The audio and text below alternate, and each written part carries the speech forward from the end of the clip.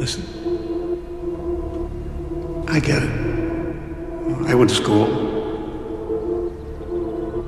There are plenty of teachers I wanted to just kill.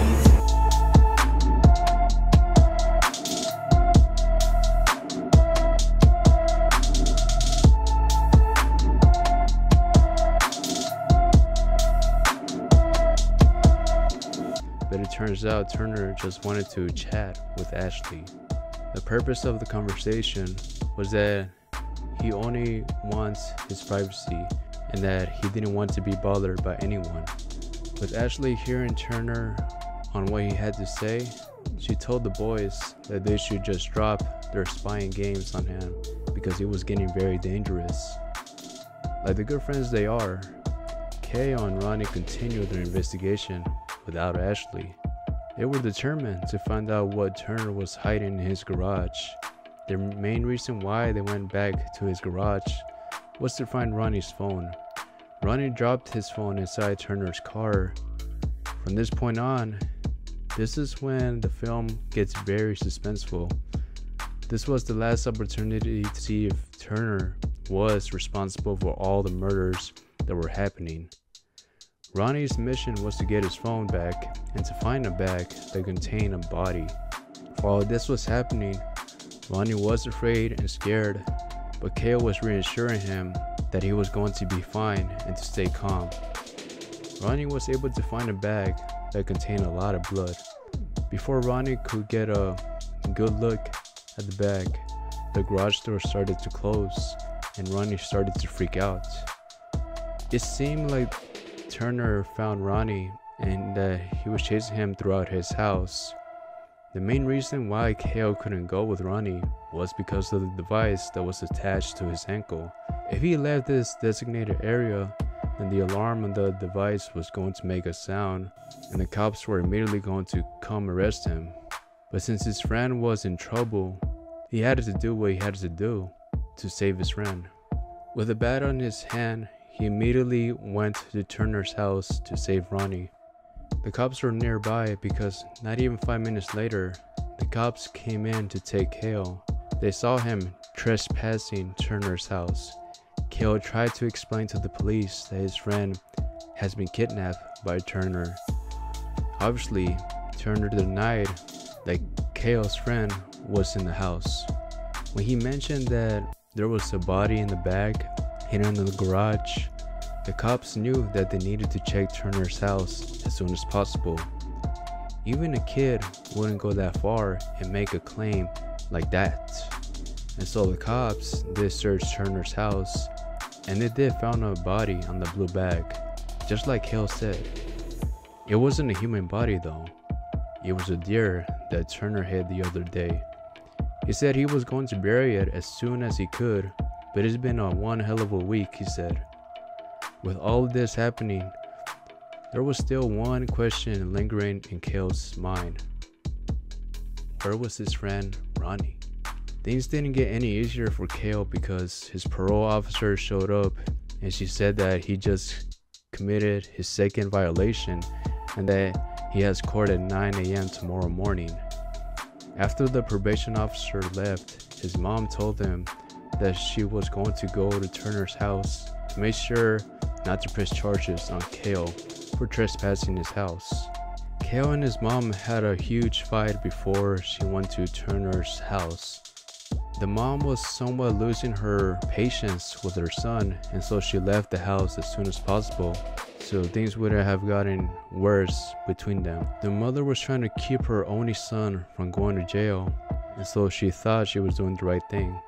Moments later, Kale got to find out that Ronnie was hiding in his closet. At first, he got mad with Ronnie because he pulled a prank on him, pretending to be dead in his closet, but then he was glad his friend was still alive. Ronnie escaped from Turner's place. Ronnie gave Kale the footage he captured while he was running through Turner's house. Kale immediately noticed something looked strange on the footage. Kale zoomed in as much as he could on the computer. He took a closer look and he found that there was a corpse of the woman he saw early with Ashley. It turns out Mr. Turner was a killer all along that the news was talking about the whole time. While this was going on, Turner hit Julie on the head, trying to knock her out. Kale was calling Ronnie from his room so he can come and check what he had just discovered, but Turner entered his house and bashed Ronnie over his head with a bat, knocking him out. Kale was now trying to run away from Turner, struggling to get out of his designated area. Turner caught Kale and he punched him and knocked him out cold for a few minutes. He tied him up in a chair and then he reveals his plan to Kale. He was going to try to frame him for the murders and that he was going to make it seem that Kale killed himself. To make it even more legit, Turner was making him write a suicide note. Before he could finish the note, Ashley came in and this distracted Turner, allowing Kale to hit him in the face to escape him. Kale was able to throw Turner from the second floor before Ashley could free him. They both jump out of the window into Ashley's pool as Turner was trying to kill them both. Since Kale was now outside his designated zone, the alarm on the ankle monitor was now alerting the police. Kale was now looking for his mother on Turner's house. While he was inside Turner's house, he found evidence of Turner's previous murders, including the corpses of his victims in a woman's dress and wig, indicating that Turner posed as a woman leaving the house the night Kale and Ashley were watching him. Officer Gutierrez entered Turner's home with his gun up. To him, it seemed like it was a break-in. He was about to call in for backup, but Turner snapped his neck, ending his life. Kale was able to find his mother tied up in the cellar. Turner appears on the cellar, slashes him in the back, and pins him to the wall. Before Turner could kill Kale, Kale's mom stabs him in the leg with a screwdriver, allowing Kale to impale Turner with gardening shears. He fell deeper into the cellar with the gardening tool still attached to his body. He was officially dead, and Kale was able to save his mom from death. Following the discovery of the murderers, Kale's ankle bracelet was now removed early for supposedly good behavior. He was now free from being stuck in his house for the rest of the summer. Kale exacts revenge on the neighborhood children by pranking them. The mom of the neighborhood children caught them watching movie channels that they weren't supposed to. Before the credits actually roll, Kale was kissing Ashley on the sofa while Ronnie was playfully videotaping them, and that is how the film ended. Released in 2007, Disturbia has secured its place as a memorable piece of cinema through several distinct qualities that resonate with the audience long after its initial release. One main reason why this film is timeless is because of the strong performances delivered by the cast members, particularly Shia LaBeouf in the lead role. Shia LaBeouf's portrayal of Kale anchors the film with a raw and believable performance. His journey from a bored and rebellious teenager to an amateur detective. Shia LaBeouf's acting captures Kale's emotional turmoil and growth, making him a relatable person whose experiences resonate long after the credits roll. One other reason why Disturbia is a timeless film is because of the tension and suspense it creates throughout the film. From the subtle images we get to see in Kale's surveillance camera to the heart-pounding climax, almost every scene in the film is created to keep viewers at the edge of their seat and to also keep their eyes glued to the TV. My favorite scene in the film was the part where they went back to Turner's house so Ronnie could find his missing phone and to see if there was a dead body hidden in the garage. Ronnie was starting to freak out, saying that he didn't want to be there anymore.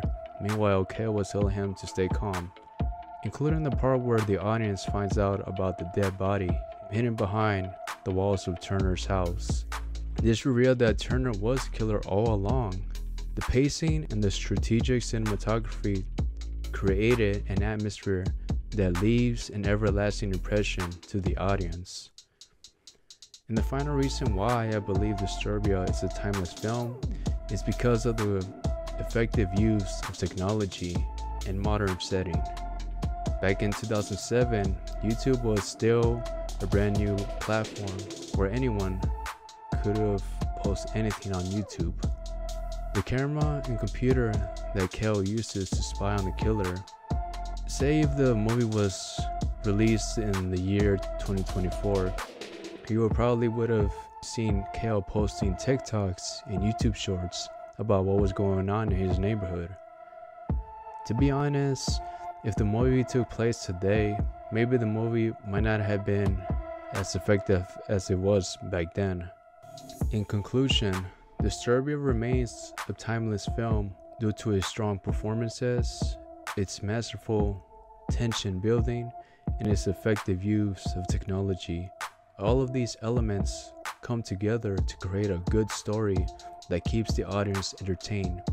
It also makes you question, what would you do in this situation, and how will you be able to survive against someone who was trying to murder you?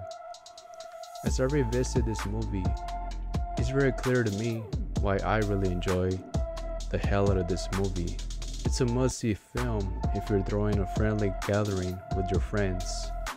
They will enjoy the film, and so will you. And yeah guys, that is it for this video. Thank you so much for watching. If you did enjoy what you saw, make sure to subscribe to the channel for more videos like these. Over the years, I have created in-depth videos about my favorite horror movies. Go check out a few if you're interested, or check all of them out if you want. Alright guys, take care now. Remember, live to the fullest.